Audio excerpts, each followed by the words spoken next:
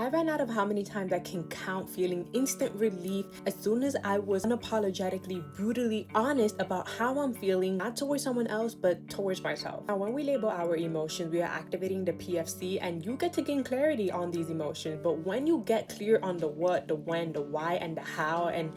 it all came about, and validate how it all makes sense to feel that emotion within your body, even if it's socially unacceptable, there is a whole different kind of relief that happens in the background when you're doing this practice. In scripture, God says, "Come as you are," for the very reason that idolizing and worshiping labels and other people's opinions about who you are is the very thing that reinforces behavioral patterns that do not elicit change. Dressing a half-truth doesn't generate the full encompassed relief, and denying yourself the ability to fully articulate your thoughts, your emotions, what you have been dismissing, judging, shaming, and neglecting and rejecting within your mind isn't the best course of action towards strengthening the PFC to the best capacity that you can, gaining more emotional, awareness and regulation, as well as just feeling the relief to a deeper capacity if you were simply more honest, vulnerable with the feeling that you have been experiencing within your body towards self or even towards your therapist. Your brain wants clarity so that you can take a proper course of action, redirect your focus, debunk a lot of beliefs and emotional behaviors that have been keeping you stuck that otherwise would have taken over your body, your nervous system, because of lack of regulation. Come as you are to God if you cannot come as you are to yourself. A genuine conversation admitting your faults and your failures and your setbacks and your regrets will bring up these emotions that have been suppressed so that they can be cleared out. Not only will this provide instant relief, but it's the perfect recipe for behavioral modification. It creates room for positive reinforcement to be nurtured without opposing forces overriding both mind and body. Be unapologetically honest about why you behaved the way that you did and